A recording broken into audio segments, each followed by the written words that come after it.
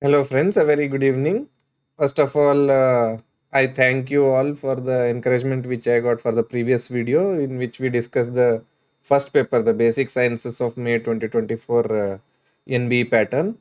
Now we have few recall questions from the second and third paper, but majority of the request for questions in both Telegram group and the WhatsApp group has come from paper 4, which is the recent advances. The paper in general was moderately difficult, I agree, and many questions were like bouncers. So let's go into the question analysis and have a discussion on that. So here you can see at the end of your course material. So after all the chapters get over, you have paper 1, paper 2, paper 3 and paper 4. All four papers of May 2024 have been fully solved and uploaded in your course material for your direct access. So let's dive into paper 4. The first question was a standard one, ketogenic diet and its role in epilepsy. It was a PYQ and has been discussed in the CNS chapter. Page number I have already given. So the ketogenic diet basically is a specialized high fat and low carb diet. And when it is used, what are the basics of it, how it is composed, what are the types of it, and indications, mainly refractory epilepsy in some syndromes like Dravet syndrome or Lennox-Gastaut syndrome. So, and how do you implement it? What is the supervision? And it's a combined effort from dietitian, neurologist, and a pediatrician. That part we need to discuss. Its efficacy and some of the side effects. And management of those side effects also are expected to be written. So that completes the answer on ketogenic diet. Next question was on components of metabolic syndrome. This is a very old question, and we all know the standard definition. Like 3 out of these 5 have to be present to make it a definition of a metabolic syndrome. One would be abdominal obesity, elevated triglyceride, low HDL cholesterol, hypertension, and elevated fasting glucose. We need to discuss each of these criteria and the definition for pediatric subpopulation, the pathophysiology of metabolic syndromes, its risk factors and complications. A word about management would fetch you complete marks. If you have time, you can extend your answer up to the management of metabolic syndrome.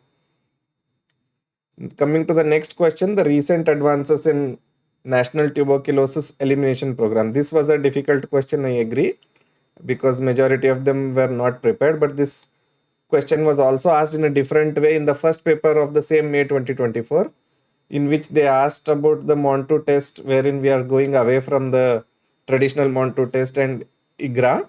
Now the focus is all about nucleic acid amplification technology. So that part we need to expand, that NAT machines are being provided and there is a drug susceptibility testing which is being made universal. New drugs are being introduced in the anti-TB regime and the duration of therapy has been shortened. There is a Nikshay Poshan Yojana. In Sanskrit, Kshay means tuberculosis. So Nikshay Poshan Yojana is the scheme which provides financial support to the notified TB patient. So subsequently, there is a digital platform for registration and follow-up of all these notified patients, and there will be a real-time tracking of these cases, their compliance to therapy and all. So all these need to be mentioned and how there is a challenge and how to overcome that particular part. So this question was directly asked from India TB Report 2023, which itself is a 320-page document. I've tried to summarize and put a majority of the points into this particular answer. Next question is a repeat question. Recent advances in spinal muscular atrophy, where gene therapies and drugs like antisense oligonucleoside like nusinersen, we have to elaborate the mechanism of action of these and how it works, and how is the newer diagnostic approach including universalization of newborn screening that incorporates SMA. So where is the further research being focused on SMA and what is the multidisciplinary approach for management? So this would complete the answer on SMA. Next question was a very interesting one. I got many requests for this in the Telegram, that recent advances in hyperbilirubinemia. When actually they mentioned a term unit, I meant that the examiner was thinking about more than 35 weeks. When the question was asked in that way, they mean to ask what are the changes in the threshold adjustments that have come recently. In old guidelines, all of you must be familiar with this kind of chart where jaundice as well as phototherapy and exchange transfusion was being decided based on the age of the baby and amount of risk factors using these three lines. But it was later noticed that it was being more sensitive and we are over treating the jaundice. So newer guidelines came up with different curves. So these are the phototherapy guidelines for more than 35 weeks gestation. And subsequently, they also validated other diagnostic tools, though we were using it even before their validation, but now they are officially validated, like transcutaneous bilirubinometry and two newer drugs, oral fenofibrate and oral zinc supplementation. Their efficacy in reducing jaundice have to be mentioned in this answer. And innovations as well as home phototherapy and fiber optic phototherapy in patient-centered approach and parent-friendly approach. That means now all cases of jaundice need not be admitted in NICU as per these guidelines. So that part need to be mentioned. If you are still interested to go further deeper into this, you can mention about pro and prebiotics, the latest research about gut microbiota and how it helps in regulating the bilirubin level can be mentioned. Coming to the next question, treatment of functional constipation. This is a standard age-old question. So, but only newer thing which I tried to make it innovative is the age-wise approach of the constipation. Like our approach for dietary modifications, behavioral strategies, and pharmacological interventions would differ from different age groups. Like for infants, toddlers, and school-going groups, all the interventions I have separated so that it is easier to remember and implement. Subsequently, 5 to 10 years and adolescent age groups also, I have mentioned the different dietary and behavioral modifications as well as the pharmacological treatment of constipation. Next question was on raised ICP in TB meningitis. The diagnosis and treatment would revolve around the utility of anti-tuberculous therapy along with corticosteroids. There is nothing much new or recent advance in this particular question. However, due to management being asked, the use of osmotic agents like mannitol or hypertonic saline for reducing the intracranial pressure and some neurosurgical interventions like external ventricular drainage, ventricular peritoneal shunt, decompressive craniectomy, all these have to be mentioned.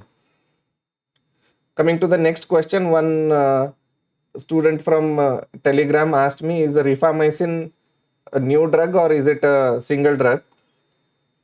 Actually, Rifamycin is a group of antimicrobial drug, one of which is very famous, that is Rifampicin, and that has been used since many decades in the treatment of tuberculosis as a primary regime. All these Rifamycins, namely Rifampicin, Rifabutin, and Rifapentin, these three are primarily cidal drugs, that is, they kill the mycobacteria, and that is where they are used to reduce the load of mycobacteria. So their mechanism of action and their clinical indications of each of these drugs have to be mentioned, especially when they have been used. They are used in co-infection along with HIV. So a table would summarize all the three drugs: Rifampicin, Rifabutin, and Rifapentin. And common important points like orange colored tears and common side effects like hepatotoxicity have been discussed in general. Moving on to next question. This was an interesting question on the molecular methods of diagnosing acute bacterial infection. So this was recently being discussed. Even there was a seminar on this by us. I think in our Telegram group we invited to neonatal sepsis. We invited the students to attend this particular seminar, and whatever was discussed in that seminar, some of them also took the presentation. And the same question has been asked 2 weeks later in the exam that includes the newer methods of diagnosing acute bacterial infections. So that includes various techniques like real-time PCR, multiplex PCR, metagenomic sequencing, whole genomic sequencing, LAMP, and most importantly, the MALDI-TOF, mass spectrometry. So all these I have summarized even in the table here. At least if you know the name, method and applications, one advantage and one disadvantage of each of these newer methods, that would be sufficient. You are not expected to know the sensitivity, specificity and the likelihood ratios of each of these. So at least you should know the name and these basic points about each test that would help you to complete the answer. So I think that would suffice for this particular answer. Next question was on POCUS, that is point of care ultrasound and its role in pediatric emergency. This was a previously asked question. It was discussed in miscellaneous chapter, page number 3. In different systems, how and all it is used, like cardiac, respiratory, abdominal, and in trauma, the FAST protocol which we use, and for vascular access, what are the benefits and what are the challenges we face. So I have summarized the findings in the table. The cardiac emergencies like effusion, decreased LV function and congenital heart diseases, respiratory emergencies, abdominal, trauma, vascular access and neurological emergencies, soft tissue and musculoskeletal emergencies, and some infectious diseases. So where and all we can use ultrasound in our pediatric and neonatal practice, that needs to be summarized in this particular answer. So the next question was on RBC indices, the same MCV, MCH and MCHC and its role in iron deficiency. We all know how it changes and how to differentiate it from thalassemia. The same findings I have tabulated, and how to differentiate it mainly on the red cell distribution width, differentiation from iron deficiency anemia to thalassemia. This was a bouncer question, I would say, oral imipenem and its antibiotic resistance. One person writes to me that he has done extensive research on this and he did not find even the preparation of oral imipenem, like oral imipenem tablets and all. In reality, oral imipenem preparation is not available. But hypothetical approved indication for oral imipenem, since it is not absorbed from the GI tract, it would be for the sterilization of the gut prior to medical procedures such as endoscopy and to reduce the risk of infection. But even lower antibiotics are available like neomycin for this particular purpose. So imipenem is not commonly used even for this indication. But how the misuse has happened, since it is not absorbed, it has been used to treat simple infections like diarrhea when it is not justified. This has resulted into selection of resistant bacteria, and this selection pressure and subsequent fecal oral transmission of these resistant bacteria into the community has made a lot of impact on the drug emergence of drug resistant organisms in the ICU. So this is the process where person takes oral imipenem, then his gut exposure, the bacteria being exposed, there will be survival of the resistant bacteria which multiply within this gut. Then they get passed into the stools and join the mainstream pathway through the drainage, and on recycling and on subsequently they reach the healthy people, and they get established in the healthy individual's gut also. And when the community and hospital spread occurs in a significant proportion, then it will have an impact on the patients, especially when the host becomes immunocompromised. The same drug resistant bacteria, when they attack and cause septicemia or any disease, localized or generalized infection, then we have to deal with these resistant infections. We have no antibiotics left for such sick patients in the ICU. So this is the dangerous cycle which is actually causing a concern for the use of such high-end drugs for simple infections. So in future you may expect a question, instead of imipenem it can be even oral colistin, and colistin is even available in oral form these days. So that is also not recommended, and you may expect such questions in the future. Coming to the next question, steroid sparing agents in nephrotic syndrome, the calcineurin inhibitors like cyclosporin and tacrolimus, mycophenolate mofetil, cyclophosphamide, rituximab, levamisole. All these steroid sparing agents I have summarized in a table. You can mention simply about their mechanism of action, their indication, in which particular patient they would be more suitable, relative dosing if you are able to remember. If you have commonly prescribed, then but at least common side effects you are expected to write in the answer. Coming to next question, very simple one. Advantages and disadvantages for daily dose versus the STOS regimen in vitamin D treatment. I didn't get a request for this because it is too simple for everyone. Still, I have made it like daily dose regimens. What are the advantages and disadvantages? The high dose 6 lakh and advantages versus disadvantages. Coming to the next important question, this is on probiotics and NEC prevention. So there was a lot of debate in neonatal community about the routine use of probiotics, whether it is minimizing the risk of NEC in preterms or not. There was not much evidence till recent times, but the hypothesis was that it would modulate the gut microbiota. There will be enhanced mucosal barrier and anti-inflammatory effects of these healthy bacteria when they get colonized in the gut. Cochrane review came that involved 63 studies of 15,000 plus preterm infants, and it demonstrated significant reduction of NEC with RR of 0.54. So after this, the use of probiotics became a valid and justified indication. Though we were using it even prior to the appearance of this review based on a few studies, but this is a large scale evidence which promotes the use of probiotics. You need to further go in details to say whether it was a single strain or a multiple strain and what was the meta-analysis result for these in the VLBW infants. What are the current recommendations based on this evidence? Its safety profile, because some rare cases of septicemia is also reported with these strains in VLBW infants. So what are the different strains commonly used and what are the current guidelines? And I have also mentioned that in what is our unit policy, and I have striked it off just for your practice knowledge. Moving on to our next question. The imaging in a suspected case of DDH.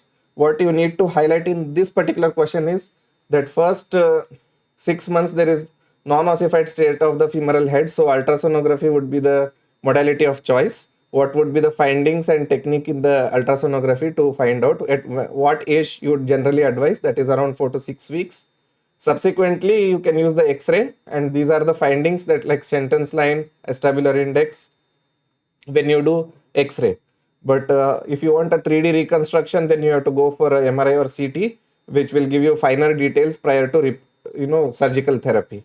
So what are the clinical utility of these imaging methods, and what is the current recommendation by the bodies like American Academy of Orthopedic Surgeons? It recommends that if there is a history of DDH in the family or a breech presentation at birth or any other risk factor, then the first scan is advised at 4 to 6 weeks, that is ultrasound. So the same information I have tabulated in this using all three methodologies. Moving on to next question, that is on the video capsule endoscopy. One of the subscribers actually questioned me, does this video capsule endoscopy actually cause intestinal obstruction? And the answer is yes to it. That is one of the limitations, but yes, it has been tackled and the risk has been mitigated by various precautions. I will explain it to you. When video capsule endoscopy, primarily the patient is undergoing bowel preparation and subsequently ingests a capsule. Once the capsule reaches the area of interest, it is expected to capture images. It will capture images based on its sensitivity, like 2 to 4 frames per second, and it travels throughout the GI tract. And these images are analyzed by a gastroenterology specialist who is expert in this particular field. Post procedure, the capsule naturally passes out through the GI tract and is expelled in the stool. So it has advantages of being non-invasive and it gives a good image clarity, and the patient is also comfortable in this. Limitation is that there is a risk of retention, as one of the students rightly pointed out. The capsule retention can happen especially if there is stricture or obstruction in the gut. So pre-procedure we need to screen, and this can mitigate the risk. So what are the general indications and what are the specific indications in which we perform the video capsule endoscopy in children, and what are the findings in each of these particular diseases I have tabulated, and gosh, that is the Great Ormond Street Hospital and other leading pediatric centers have incorporated VC in their diagnostic protocols also. And one body, that is the European Society of Gastrointestinal Endoscopy, recommends VC as the first line of investigation for small bowel diseases in pediatric patients. Next question was on IEM related to vitamin B12 deficiency. They have not specifically asked one or two, they have asked in general, so you are expected to write all of them. What comes to our mind first is the methylmalonic acidemia and the homocystinuria, but rare disorders like CBL-C disease, CBL-E disease, and CBL-G diseases are also need to be mentioned at postgraduate level, so you need to mention that. So basically, I begin the answer with pathway of vitamin B12 metabolism and how it is interlinked between the two cycles of methylation and the folate, and how homocysteine gets involved in the cycle. So when the specific enzymes are defective in the pathway, it leads to specific disorders, most common being the methylmalonic acidemia. The second most common is the homocystinuria. What are the presentations, diagnosis, and its treatment? And as I mentioned, the other three diseases also need a mention about it. So, and finally, I have tabulated all these disorders with its pathophysiology, the genetic basis, if you can remember, well and good, but otherwise it's okay. The clinical features, especially in the newborn period, and the neurological deficits, how they present, the diagnosis and the treatment. Moving on to next question. This was a good question, I would say. Diagnosis of hepatitis B at various stages. We all know the standard curves and different antigens like HBsAg, anti-HBC, IgM and IgG against it, and at what particular stage do these get elevated, and when a profile of reports is given to us, how do we ascertain that this particular patient is in this stage of hepatitis B has been asked. So what are the tests we do? First we need to mention them, and what is the marker for it, and then what is the interpretation of it. Suppose HBeAg, it is a hepatitis B A antigen and it indicates high infectivity and replication.